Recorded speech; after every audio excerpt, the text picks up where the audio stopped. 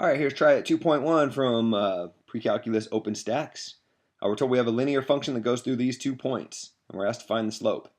There's actually many different ways you can do this. There's a way from section 2.2 where you graph this, which I'm going to do now because in my mind I think 2.1 makes the most sense to learn parallel with 2.2, learning them at the same time.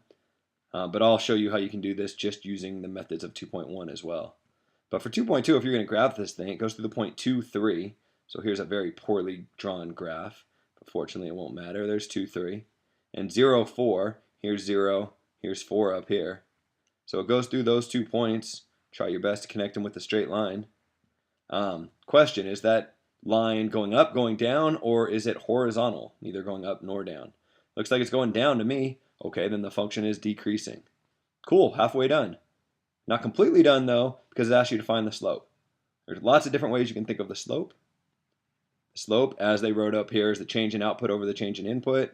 A lot of people first learn it as rise over run, which is kind of strange, but whatever, I'll go with it. You can also think about it as the change in the output over the change in the input, the change in the y coordinates over the change in the x coordinates, or if you like things to be especially formulaic, this one looks kind of ugly, but it ends up working out really nicely. It's y2 minus y1 over x2 minus x1.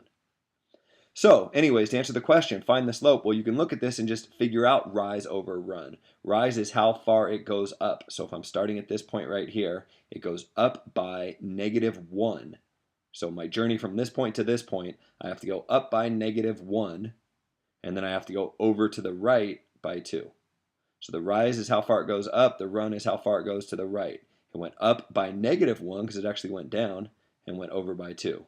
So if I'm looking at this as rise over run, I would say it goes up by -1 and over by 2, and get my slope as -1/2.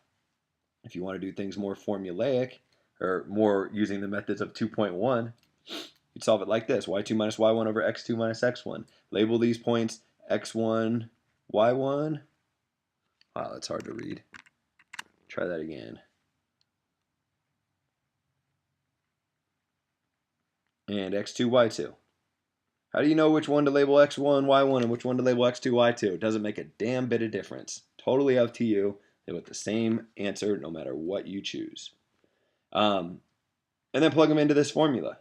Well, playing the role of y2 here is the number 3.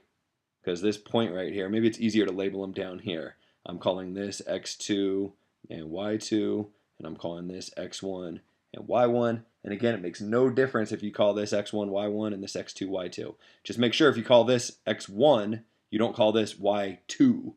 Keep the 1s together and the 2s together. Anyways, you can go up here and plug them in. So y2 is the number 3, minus y1 is the number 4, divided by x2 is the number 2, minus x1 is the number 0. So I got 3 minus 4 over 2. So I got -1/2. Just FYI, -1 divided by 2 is the same as -1 divided by 2. So it really doesn't matter how you write this. It means the exact same thing. That's your slope, and the function is decreasing.